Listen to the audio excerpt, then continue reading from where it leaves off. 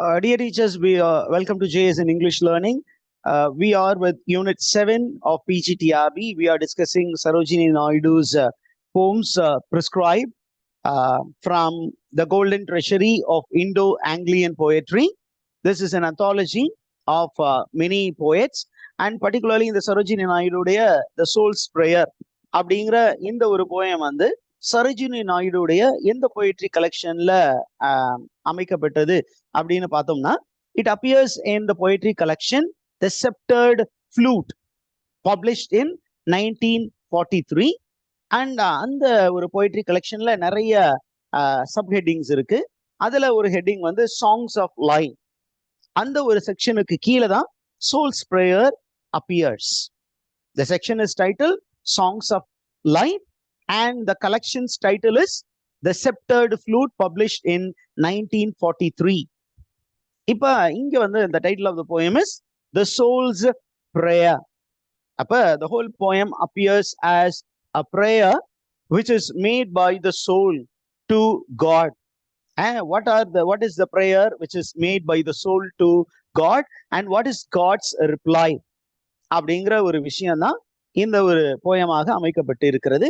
So the whole poem is in the form of a dialogue between human soul and the divine soul. Okay, the Jivatma and the Paramatma, இவைகளுக்கு இடையே நடக்கக்கூடிய ஒரு பேச்சுவார்த்தை தான் இந்த ஒரு poem. It's in the dialogue form. And இந்த ஒரு பர்டிகுலர் போயம்ல என்ன ஒரு விஷயம் கொடுத்துருக்காங்க அப்படின்னு கேட்டீங்கன்னா, the soul is making a prayer to the Paramatma, telling that it wants to know everything about life and death. Life patiyum, death patiyum. I want to know in full, because life and death are two things which appear to be a dualism. இது ரெண்டும் வேறு வேற மாதிரி தெரியுது, but both are two sides of the coin. அப்படிங்கிற ஒரு விஷயம் வந்து நமக்கு புரிவது இல்லை.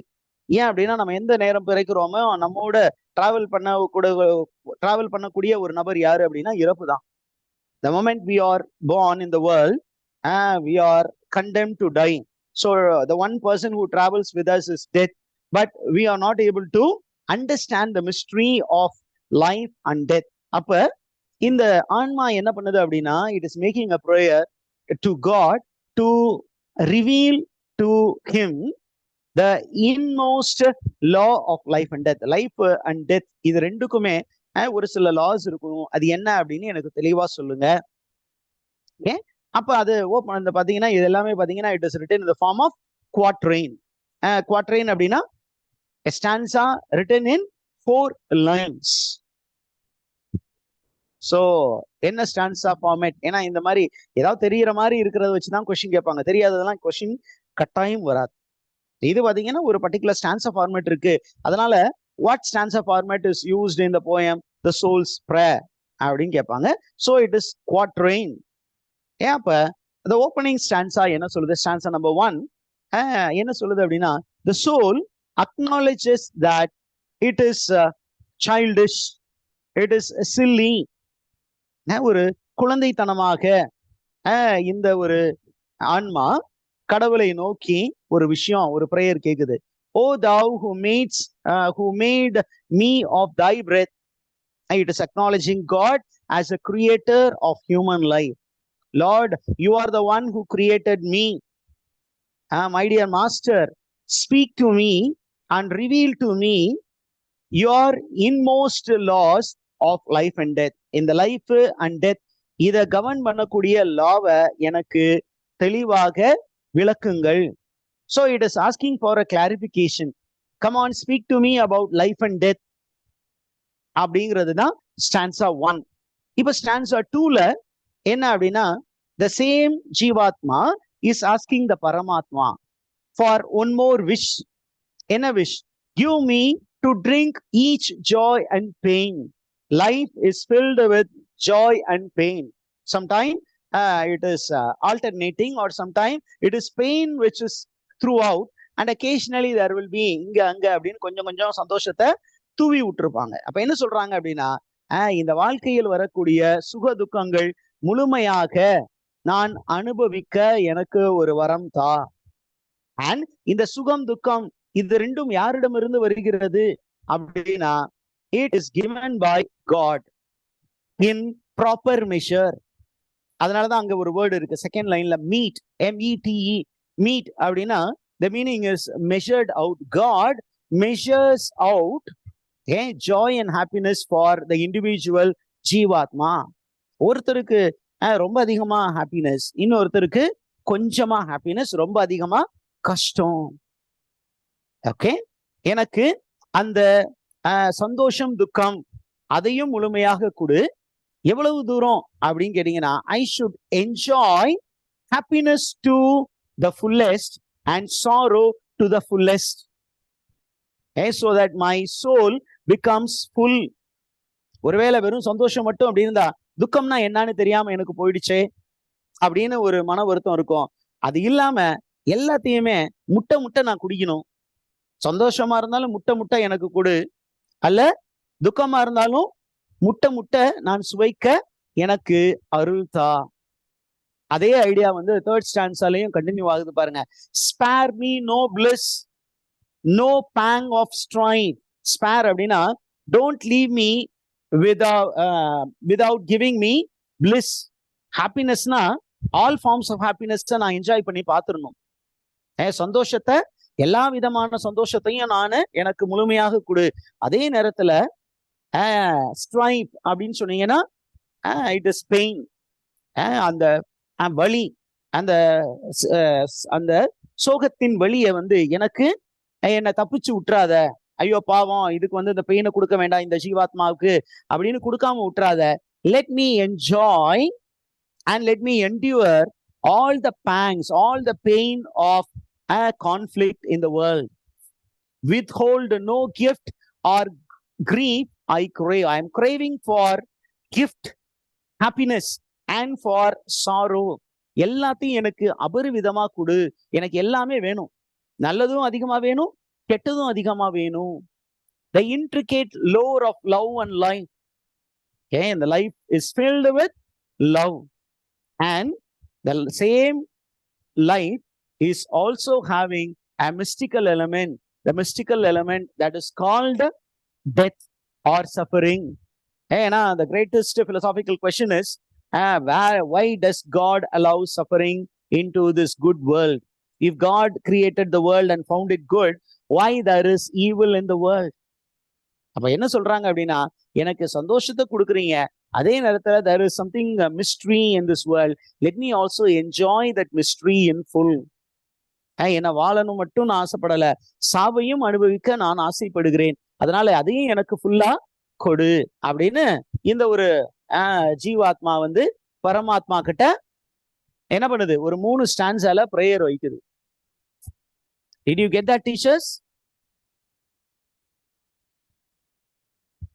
எப்போ அறியாமையில இருக்கக்கூடிய அந்த ஆன்மா வந்து கடவுள்கிட்ட இருந்து கேட்டு தெரிஞ்சுக்கணும்னு நினைக்குது. ஒரு sound knowledge, because God is Vidya, he is the fullness of knowledge. அப்ப நமக்கு தெரியாத விஷயத்த தெரிஞ்சுக்குவோம். என்ன தெரியாத விஷயம் அப்படின்னா metaphysical knowledge. Metaphysical, that which goes beyond the physical realm. நம்ம பிசிக்கல் realmல இருக்கிற விஷயங்களை நம்மளே எக்ஸ்ப்ளோர் பண்ணிக்கலாம். knowledge with the observation skill, with the knowledge from other people, from books, அது தெரிஞ்சுக்கலாம். பட் மெட்டாபிசிக்கல், இந்த பிசிக்கல் வேர்ல்டுக்கு மேல போறதை வந்து கடவுள் சொன்னாதான் உண்டு. ஏன் அப்படின்னா the fullness of metaphysical knowledge is God. அவர் தான் சொல்லணும். அப்ப இந்த ஒரு குழந்தைத்தனமா இந்த ஜீவாத்மா கேட்டோன்னே கடவுள் என்ன பண்றாரு, கொஞ்சம் ஸ்டர்னா, ஒரு அப்பா வந்து எப்படி வந்து ஒரு கடுமையா இருப்பாரோ, அவர் என்ன பண்றாரு, கொஞ்சம் ஸ்டர்னா, கொஞ்சம் serious லுக்கோட in a low voice he says, child, I will answer your prayer. உன்னுடைய பிரேயரை வந்து நான் பதில் அளிப்பேன், நான் உனக்கு அதை கொடுக்குறேன். and thy unconquered soul shall know. உன்னுடைய ஆன்மா வந்து it is not a conquered soul. You have not realized certain things. Unconquered here means unrealized soul. Okay, your unrealized soul, you will know all passion, rapture and despair. பாருங்க, juxtaposition. You will enjoy all the pleasures and you will also enjoy all the sorrows. இதையும் அனுபவிப்பாய், அதையும் முழுமையாக அனுபவிப்பாய் அப்படின்னு சொல்லிட்டு கீழே சொல்றாரு பாருங்க. thou shall drink deep of joy and fame. உனக்கு இந்த வாழ்க்கையில பேர் கிடைக்கும், புகழ் கிடைக்கும். and you shall love shall burn thee like a fire. உனக்கு லவ்வும் ரொம்ப அதிகமா இருக்கும். அந்த லவ் வந்து உன்னை என்ன பண்ணும்?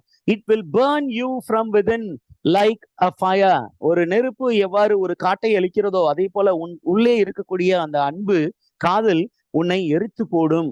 அதே நேரத்துல இந்த வலி அப்படிங்கிறதும் ஒரு விதமான நெருப்பு தான். that will cleanse you. that will cleanse all the dust in you, all the things which are dross in you. What do you mean by dross? அப்படின்னு நோட் பண்ணி வச்சுக்கோங்க. dross means the rubbish things in you. உன்கிட்ட இருக்கிற அந்த அழுக்காறு என்றும் மாசு அப்படின்னு திருவள்ளுவர் சொல்றாரு. அந்த ஒரு மாசு உனக்குள்ள இருக்கு. அப்ப நான் எதுக்கு இந்த வேதனையை உனக்கு கொடுக்குறேன் அப்படின்னு சொன்னா, உன்கிட்ட இருக்கக்கூடிய தேவையில்லாத விஷயத்த நீ ரிமூவ் பண்ணணும். அதுக்காக தான் நான் கஷ்டம் கொடுக்குறேன். உனக்கு கஷ்டம் கொடுத்தோம்னா நீ ஏதோ தப்பு பண்ற, அந்த தப்பை திருத்திக்கிறதுக்கு தான் உனக்கு நான் கஷ்டத்தை கொடுக்குறேன். சோ அந்த ஒரு மாசு என்ன அப்படின்னா, the மாசு comes from, the impurity comes from your desire. The impurity that comes from your desire has to be purged, must be cleansed, and that is the purpose of the pain that I am giving. What is the purpose of giving pleasure? So that you will realize that I am the creator, that I am always with you. அதற்கப்புறம் பாருங்க next stanzaல, so shall thy chastened spirit earn. chastened அப்படின்னா punished spirit.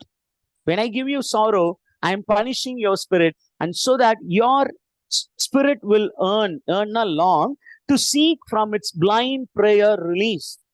நீ வந்து கண்மூடித்தனமா prayer பண்ணிட்டு இருக்க, அதுல இருந்து நீ வெளி வந்து என்ன பண்ணணும்? you should find peace in me.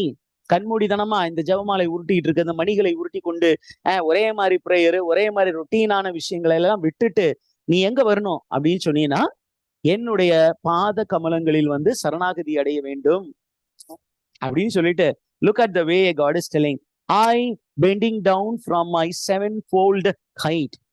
I am there in a very high place. From there I am bending down, I am stooping down to conquer you. உனது ஆன்மாவை என்னிடம் இழுத்துக் கொள்வதற்காக, from sevenfold height. This is mysticism. 7 கடல் 7 மலை தாண்டி ஒரு தேசத்தில் இருக்கிறேன், அங்கிருந்து நான் என்ன பண்றேன்? அப்படியே குனிஞ்சு வரேன். several hemisphere. The same idea is found in Dante's Divine Comedy. ஒவ்வொரு ஹெல், ஹெவன், பர்கெட்ரி மூணுமே பார்த்தீங்கன்னா it contains several hemispheres. அந்த மேல இருக்கக்கூடிய நான் கீழே இறங்கி வருகிறேன். எதுக்கு? I will teach thee of my quickening grace. Don't worry if you are suffering in the world. Don't worry if you are not able to cleanse yourself. உனது ஆன்மாவை நீ தூய்மைப்படுத்திக் கொள்ள முடியவில்லை என்றாலும் கவலைப்படாத. My grace will be sufficient for you. எனது இரக்கம் உனக்கு போதும், நான் இருக்கேன் அப்படின்னு சொல்லிட்டு கடைசியா அந்த என்ன பண்ண போறாரு? லைஃப்பை பத்தியும் டெத்தை பத்தியும் ஒரு தெளிவு கொடுக்க போறாரு. Life is the prism of my light. அது ஒரு பிரிசம் போல. பிரிசம்னா என்ன teachers? It's a stone which will refract the light. அதுதானே சயின்ஸ்ல நம்ம படிச்சிருக்கோம். அது ஒரு கல் போல இருக்கும், ஒரு முக்கோண வடிவுல இருக்கும். இங்க இருந்து நீங்க லைட்டை பாய்ச்சினீங்கன்னா இந்த பக்கம் it will be refracted, VIBGYOR உருவாகும். அப்ப என்னுடைய கம்ப்ளீட் பவரை வந்து நீ தெரிந்து கொள்வதற்காக, என்னுடைய நன்மை தனத்தை நீ தெரிந்து கொள்வதற்கு life is an instrument. and what is death? death is the shadow of my face. என் முகத்தின் நிழல் தான் இந்த இறப்பு. அப்படின்னு ஒரு அருமையான ஒரு lesson. A lesson in metaphysical knowledge is given through the poem The Soul's Prayer. Hope you understood the poem, teachers.